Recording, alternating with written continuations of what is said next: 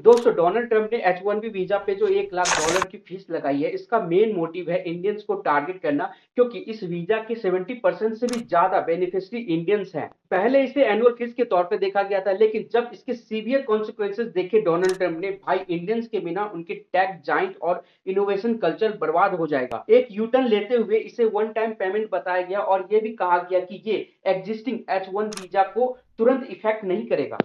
लेकिन इस अनाउंसमेंट के बाद अनसर्टेनिटी काफी ज्यादा है। इस वजह से गूगल जैसी बड़ी कंपनियों ने H1B वीजा एम्प्लॉय को शॉर्ट नोटिस पर वापस बुला लिया। जहां इस केओस का फायदा इंडियंस को उठाना चाहिए था। एच अमिताभ कैंट सेड, अब इंडियन टैलेंट इंडिया में रहेगा, बट द फैक्ट इज अभी ये थोड़ा आसान नहीं है।